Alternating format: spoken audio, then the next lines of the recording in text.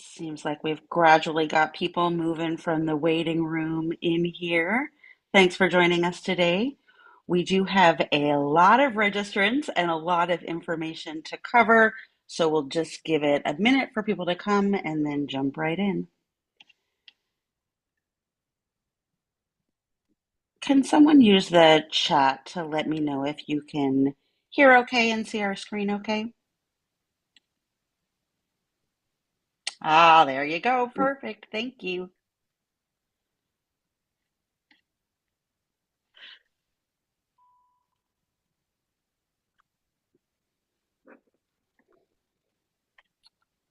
All right, it's 1 minute after. We are going to get started. We are recording this, and after this event, we'll send the slides, the recording, a whole lot of information that we have, but we have a lot to cover, so we will go ahead and get started. Thank you for joining us today. I'm Amy Bennett. I'm Chief of Staff here at Lightspeed Systems, and with me we have Rob Chambers, our VP of Platform Strategy. Starting off with a legal disclaimer here, though Rob might feel like it after spending the last many weeks talking to lawyers all the time about SB 29. We're not lawyers. What you're going to hear in this session is based on our conversations with legal advisors and districts and our best interpretation and ways to address the law, but it is a new law. It's subject to interpretation and change. So if you have questions, we recommend that you consult your own legal teams. We had part one of this conversation almost a month ago at this point and really talked about these four key provisions of SB 29 and started a conversation about how we were going to work together to address it. Today is the culmination of a lot of conversations and a lot of work for Rob and the product team since then. Provisions 1 and 2, I just want you to know Lightspeed has you covered. We are really leading the pack in student data privacy and compliant with COPPA and FERPA and all of the regulations. So today we're going to focus on numbers 3 and 4, the things that create the biggest challenges around this regulation. And we'll be doing kind of a deep dive into each of our products and how they address it. Starting with kind of the easier of those two items, number 3, the requirement to share with parents annually a list of EdTech providers who you're working with. Rob, talk about how we're helping schools with that. Yeah, so Digital Insight, this has been a feature of it, since the beginning that allows you to have your approved apps list. You can link things like privacy policies and contract information and the kinds of things that are required as part of your notification in SB 29. So you can build those lists, you can build what's approved, and then there's an ability to create that as a public list that can be shared with your parents. And you can actually see here on the screenshot, a lot of those extra attributes, again, like the privacy policy, terms of service, contract dates, you can include in that automatically. So this is actually one that fortunately we didn't have to do some new development on to help you be compliant. This has been part of Digital Insight for a while. I think the other piece, though, with Digital Insight, not just the ability to create this list, gives you the monitoring tools to know that these are the apps that your teachers are using. So you can bring those in, and if you do have a class or somebody who's tried to use a rogue app or something that's not on your approved list or hasn't gone through your vetting process for your privacy policy, you'll be able to see those. And then you can choose to shut those down or take internal remediation, maybe approve that app or whatever you need to do. But this gives you not only the ability to stay compliant with publishing the list, but also knowing that that is in fact what is in use in your district, so you can confidently tell your parents that this is what we're using. Great. Thank you, Rob. We have had a flood of interest in Digital Insight from Ohio, specifically because of this public app list and that full visibility that you get. If you're using other Lightspeed solutions and you're on this call but not Digital Insight, let us know in the chat or the questions and we will follow up with you. Or obviously, you can reach out to any of us. We'd love to help you out with this part 2. But the other part of SB 29 is really focused on parent notifications and monitoring restrictions. And that's what has created a lot of concern among schools. When you all registered for this event, you had an opportunity to ask questions. One of those questions is this. I'm going to read it here. There is so much legal advice out there right now. How do we move forward using technology without crippling our teachers by making them send notices to every single tech usage? That is exactly what we are going to be talking about here today. The bottom line is A, you can still use all these tools that are essential for your compliance and your student safety and empowering teachers in the classroom. You can still use them in Ohio with SB 29, but we need to enable some parent notifications to stay compliant. And Rob and his team have been working very hard to make that automated and easy. And we'll go through exactly what that's going to look like here. So, kind of to level set here, there are three key pieces to this monitoring part of the bill. What you're not allowed to do, part A, the exceptions when you are allowed to do it, part B, and then the parent notifications that go along with that, part C. Rob, you've been talking to all the lawyers and really focused on these three pieces. Give us a bit of a summary. Yeah, I think, and while the law I think lays it out this way, but it falls into a few buckets that you have kind of the general monitoring, the things you have to do that fall under those exceptions, especially around federal and state laws and funding programs that are leading to that general notification. It's general monitoring, general notification kind of approach, and then there's those instances where it's more specific monitoring of individual students, things like classroom and alert. We'll kind of go through this in individual products on the coming slides, but there is again a couple different kind of notifications. The general, everybody I've talked with, this has really been part of your AUP, RUP for years, probably long before this bill was even thought of. Right, we schools have been doing that as part of your SIPA programs to comply with filtering and those kinds of things. So it's really these new 72-hour notifications and where those apply, and where you can use those. And so this is we're going to go into this in kind of in detail. One of the other questions we got was, how are we going to handle this notification? And so where we're helping you, you're going to see some more details around the parent portal, around that 72-hour notification, and help take that burden off of your teachers, off of your technology staff, in a way that we can tell if those tools are being used and supply those notifications for you. So we'll get into more specifics as we go to the next slides.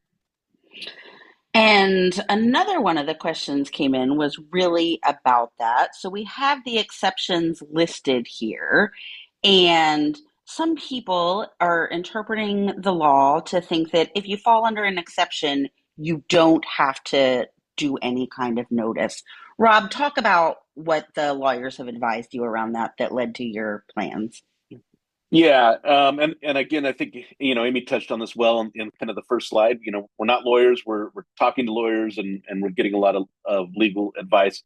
But there is a lot of interpretation around this bill, and we do expect to see clarifications and refinements going forward.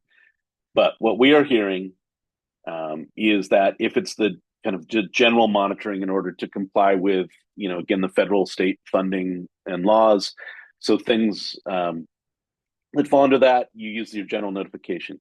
If it is a more specific monitoring of a student and it's not fall under that general, then it falls under the 72-hour notification trigger. So that's the interpretation that we have. And again, we've talked to a lot of schools, kind of got the inputs from their legal teams.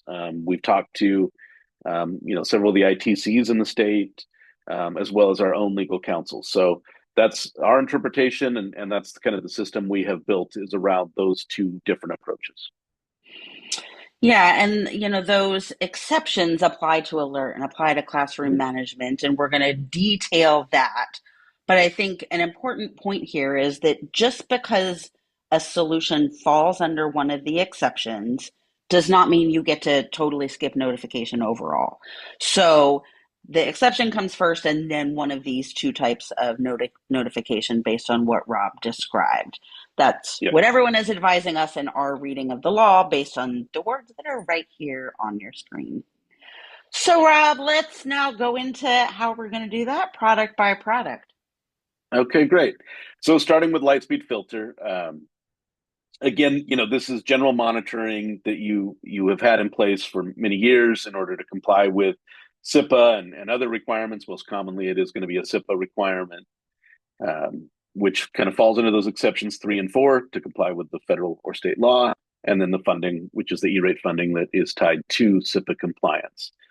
And then again, because this falls into that general monitoring, that general compliance, the interpretation is that it falls under the general notification. So the annual parent notification as part of your AUP or RUP covers that. Now there are some exceptions, and Amy's got them on the slide here, that you should look at. One is the use of the location agent, which is not kind of core required in those. So you should talk to your legal counsel if that is a feature you are using.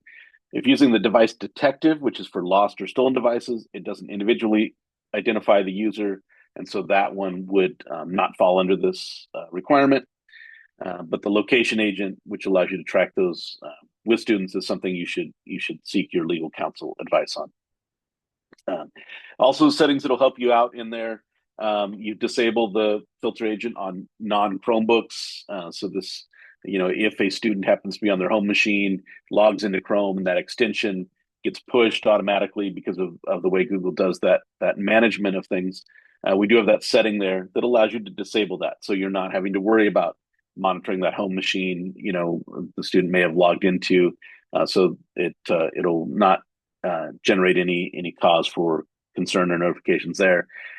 And then finally, after school rules is something you should evaluate. There's a lot of different interpretations around SIPA for as long as it's been in effect as well too, and whether or not that applies to after school rules. So again, you should seek your local legal advice on after school rules, what is required for SIPA compliance, and how you want to use those in your environment. Great. Thank you, Rob. And I don't remember if I said this earlier, so use the Q&A box or the chat if you have any questions as we are going through this. We know it's a lot of information. On to digital insight. So digital insight, and we kind of touched on this on an earlier slide, but in order to keep compliance with now a state law, SB 29, you need to have that information about your applications, what's approved, what's being used in your district. So digital insight would fall under those exceptions as well. So I think we missed a highlight there, Amy, on 3 and 4 on this one. So 1, 3, and 4 would apply to digital insight. And again, this would be that general monitoring for compliance and would be part of your AUP. So. I'll highlight that before I PDF this and send it out to everybody. You're right, it hits several of those exceptions. And then into some of the more nuanced trigger-based ones. Let's start with alert here. Yeah, so alert gets into the more specific monitoring and away from that general monitoring for compliance. While you might also have state, federal, and local laws to comply with, where alert helps you, and we have many schools that do. It just doesn't kind of fall into the same heading as filter and digital insight. And for that, there is a requirement to notify the parent after a triggering event, within 72 hours of a triggering event. And so through a lot of evaluation and interpretation, the triggering event that we are using is that alert was utilized that day. So the student was on a monitored device on that day. Alert was used. We're taking that as a triggering event. And we will put a notification should you enable this feature, and we'll talk about it a little bit more later, but we're doing those notifications for you in the parent portal if you enable that feature. And so it will get a notification for every day that a student was on a device that was monitored for alert.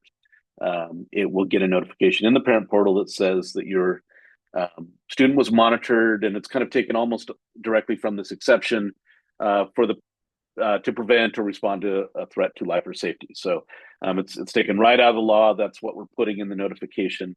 Again, that triggering event will be that the student used a device that was monitored on that day. And again, just to be safe, we do recommend you include this in your annual notification as well. But there is that kind of follow on for the more specific types of monitoring like this, that within 72 hours, that notification needs to occur. So. Thanks, Rob. So a key point there is that the triggering event is not an alert case being created. It is not an incident. It is none of those things. It's the monitoring itself with alert. Yes. Perfect. And then classroom management. So classroom management, exception one, the non-commercial educational purpose for instruction, proctoring, all of that. And so this one, there's kind of two ways that this notification needs to go out based on our interpretation. The first is you need to notify parents 72 hours in advance that their student may be monitored. So if you have classroom enabled, and again, you have the parent portal running, we will put a notification for any student that is enrolled in a class where there's classroom is set up. We will put a notification that your student may be monitored within the next 72 hours. If the teacher uses classroom on that day, there will be a follow-up notification that classroom was used on that day. So classroom will have kind of two notifications on it. The first is the advance warning that it might be used, and then the trigger is that it was activated on that day. And so there'll be the trigger that there'll be a notification from the triggering event that classroom was used on that given day. Rob, do you want to talk about those additional settings in classroom to kind of covering some bases Oh, there with the. sure. Great Oh, point. yeah. So again, kind of similar to filter, we have some things that can help you control and ensure that's being used appropriately and according to your local requirements. So things like reviewing your allowed classroom hours that determine when classroom can be utilized. And then also if it is on campus only. And that's a setting you can enable. Now, there are some cases where maybe you have a student who is participating in class from an off-campus location. So we do give you that option. But if that doesn't work with your environment and your needs, you can choose that to be on campus only. So you are restricting when classroom can be used.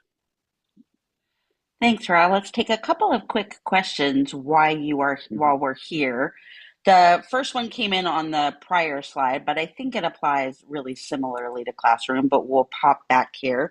The question is, by monitor, do you mean observe real time or are you referring to investigate? So we're taking the triggering event that the machine was monitored, that the alert tool was running. It was observing, the software was observing what the student was doing, and may or may not have triggered a further investigation to either your team or to our human review team if you are using it. But we are taking that the trigger was that the machine was monitored on that day. Great. And then another question. So these notifications are being sent to the parent portal and not emailed. Yes. So there's been a lot of discussion around that, and one of the things we heard early on in our discussions, as well as in that last webinar, concerns of basically spamming your parents of these massive amount of notifications, and how can we do this in a more controlled way? And I think this was even one of the questions: how do we do this without crippling the use of our tech, Yeah, right? yeah. And so the approach that we are taking is that we are going to put that in the parent portal, and there's a event log that is will be added to the parent portal. We're just about to release that. Could be today or tomorrow, but in advance of the Thursday requirement, you'll be able to turn this on. and it will log those events for alert in classroom, like we just talked about on the last screen, and it will place those in the parent portal for them to view, so that you're not having to spam your parents, you're not having to overwhelm people with email, but it will be delivered in that form in the parent portal. Great. Lots of parent portal questions. Let's hit a few. What if we're not Okay. using the parent portal? If you're not, it's pretty easy to set up. The main thing is we need information from you that tells us which parents are associated with which student. And so there's a CSV file that gets uploaded today. If you've used the parent portal already, great, you're already set. But if you're not, that is something that you can start preparing now, and getting that CSV prepped and uploaded. I do see a question in here about, is there a way to do that automatically? We do have an update coming out kind of timed with this as well, where you will be able to automatically upload that CSV to us. If you've used the Lightspeed directory sync tool, the LSDS tool for things like your Active Directory sync, you're already familiar with this. That same tool will take that CSV and automatically upload it for you. And so that is coming out kind of timed with this release to give you some automation on those CSVs. But basically, once you've got that CSV uploaded, and you've selected the options that you want for your district, there's other options in there in terms of, if you're a filter customer, you can give your parents some control of the internet should you choose. You can pick one of those options you want, and then but the one you will want to enable is this item 6 here, enable the event log. Please, if you go look at that right after this webinar, you're not going to see it yet. That is, again, releasing probably today or tomorrow.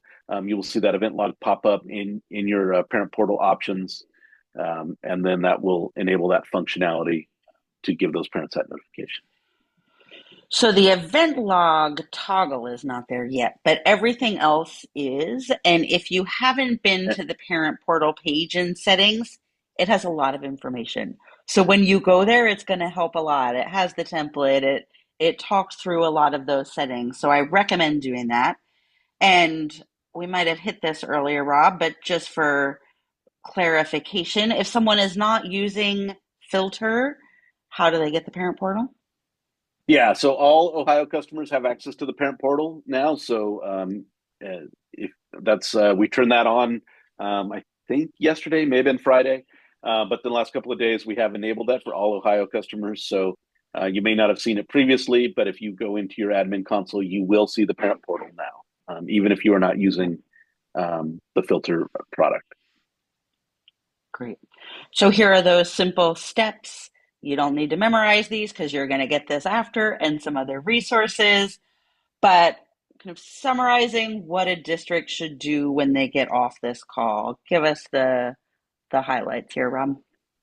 Yeah, the biggest one is, let's start getting that CSV prepped and uploaded, and getting your parent data in, so we know which parents to contact for which student. That's really the major work that needs to happen. Once that's in, then and again, after we release the update that enables notifications, you'll need to go in one more time and move that slider over to turn on the event log. It will be off by default, so you will need to enable that. But that's it, and then we'll take over and do those notifications for you, as we described, for both Classroom and Alert, whichever combination of those products you are using in your district, and they will be shared automatically with your parents. I just put in the chat the link for the learning labs. They're in step 2, so you don't have to try to write that down or type it. Click that link. It is a series of 20, 30-minute slots that you can just schedule some time that you'll get one-on-one help doing whatever you need to get that parent portal set up. Great.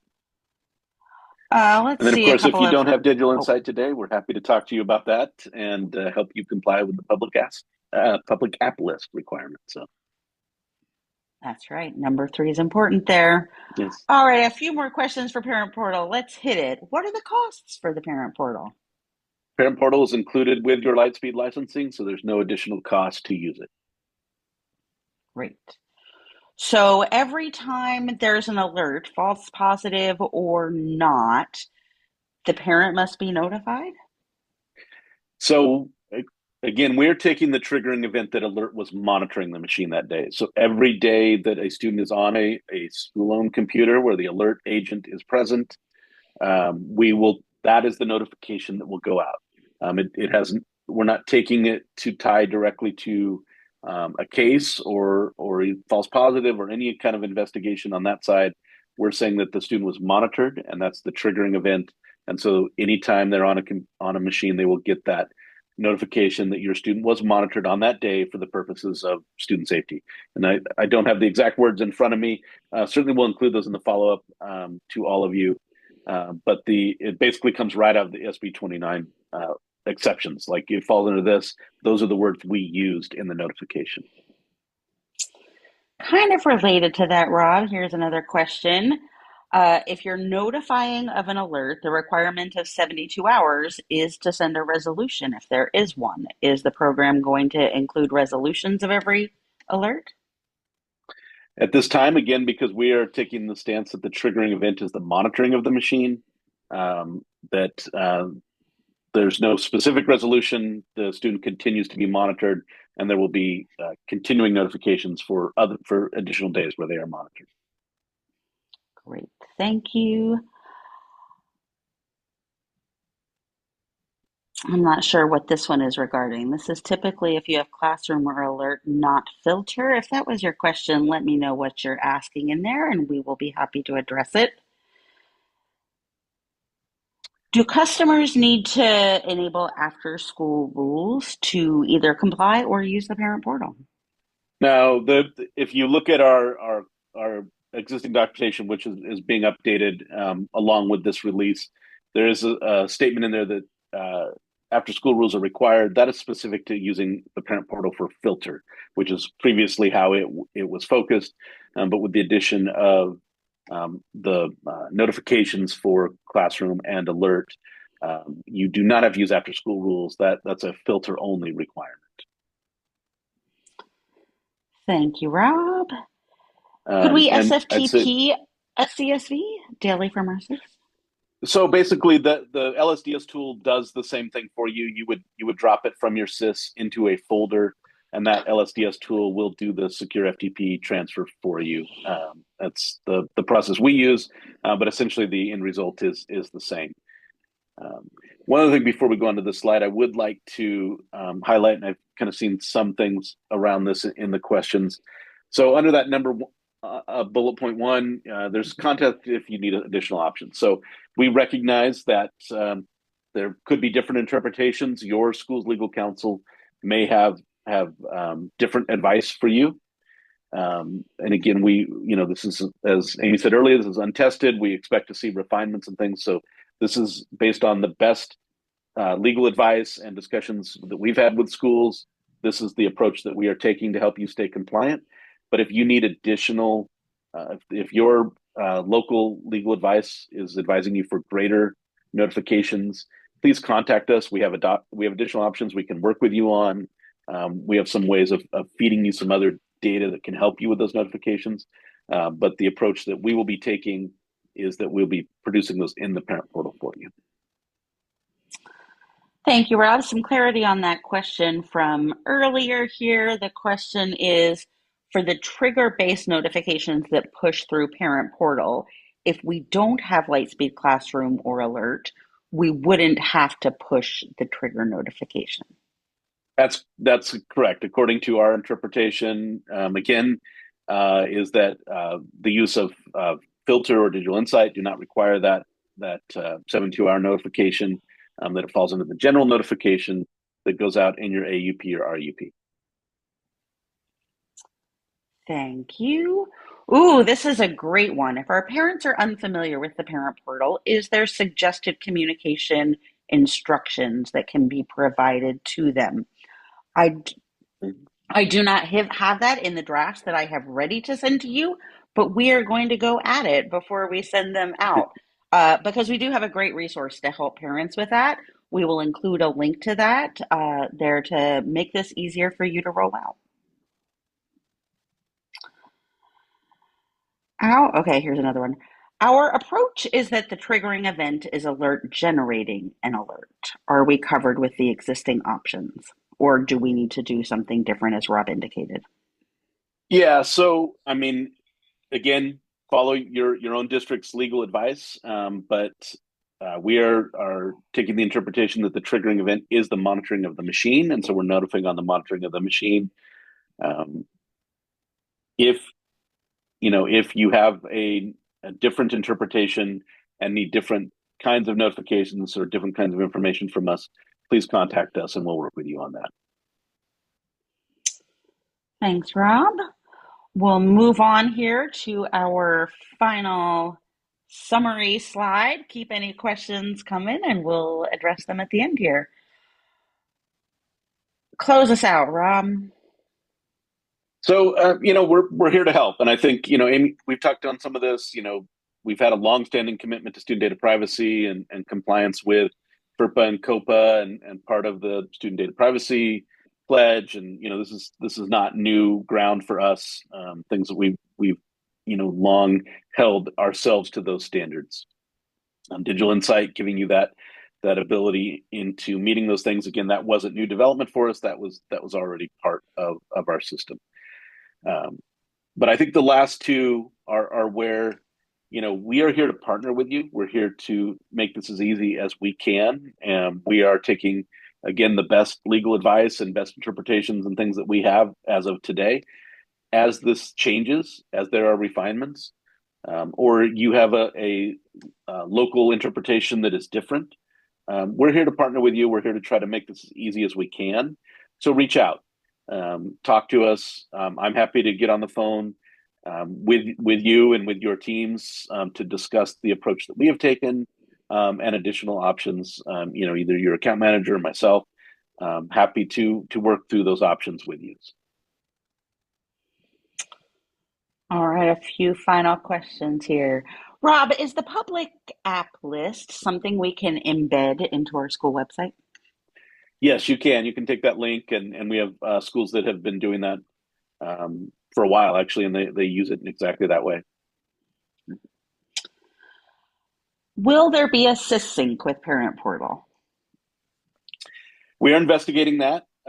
Yes, we had to, as I'm sure all of you are dealing with, we had to react very quickly to this bill, and we had to implement what we could in the few weeks that we had to get this going. So our initial focus was at least taking the existing CSV that we had and getting that in an automated fashion. But we are looking into options to bring that in directly from your SIS or utilizing other tools. So we're not stopping here, but this was again what we could get done in a very short amount of time, and we will continue to work with you and partner on additional options. Thanks, Rob. So, as we've been saying, SB 29 goes into effect on Thursday. That is a couple of days away. We are here to help over these next couple of days. You can start by preparing for the parent portal.